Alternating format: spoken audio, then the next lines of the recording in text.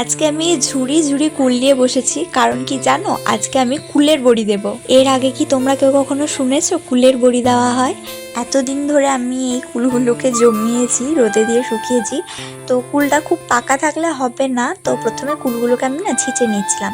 তারপর দেখলাম যে কুলের আঠিগুলো পর্যন্ত ছেঁচা হয়ে যাচ্ছে, তো ওই জন্য আমি ভাবলাম কুলগুলোকে এইভাবে হাতে করে চটকে দিই। এরপর আমি শিলের মধ্যে ধনেপাতা এবং কাঁচা লঙ্কাটাকে বেটে নিয়েছি।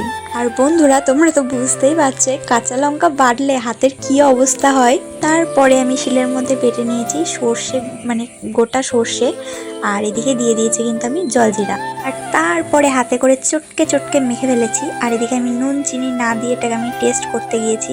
আর এই যে কি পরিমাণে আমার টক লাগছিল, তো তারপরে তো আমি চলে এসেছি চিনি নিয়ে, কারণ এখানে আমি নুন চিনি কিছুই দিইনি।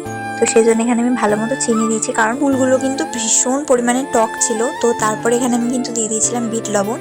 এরপরে ভালো মতো চটকে নিয়েছি সবগুলোকে। আর এটা যে খেতে এত পরিমাণে টেস্টি হয়েছিল, আমার তো দারুণ লাগছিল। আর এই কুল মাখা কি পাড়াতে কিছু ভাই এবং দাদারা ছিল, তাদেরকেও কিছুটা করে দিই। আর আমি খানিকটা খাই, কিন্তু আমি তো এটাকে ছাড়তেই পারছি না, এত টেস্টি লাগছে। সেজন্য আমি না বাড়ির পিছন দিকটাতে চলে এসেছি, আর এদিকে আমি নুকিয়ে নুকিয়ে খাচ্ছি, কারণ আমার মা যদি দেখতে পায় তাহলে আমাকে একটা সুন্দর ঝাঁটা দেবে। আর আমার এই খাওয়া তো মোটে বন্ধ হয় না, একটুখানি বড়ি দিতে গিয়ে তো আমি অর্ধেকটা খেয়েই ফেলেছি, কারণ এটা এত টেস্টি হয়েছিল খেতে। তোমরা জাস্ট একবার ট্রাই করে দেখবে, দারুণ লাগবে খেতে। শুধুমাত্র কুলটা যেন একটু পাকা থাকে, একদম কুলটা যদি শুকিয়ে যায় না, তাহলে কিন্তু এটা এই বড়িটা দেওয়া হবে না। তো তারপরে দেখো যেমন করে বড়ি দেয়, এটা তো বড়ি হচ্ছে না, এটা হচ্ছে যে সন্দেশ।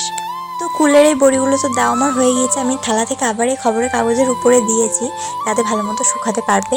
তো তোমরা একবার বাড়িতে অবশ্যই ট্রাই করে দেখতে পারো, দারুণ টেস্টি লাগবে। এখন আমি ঘটি বাটি নিয়ে যাই বাড়ি।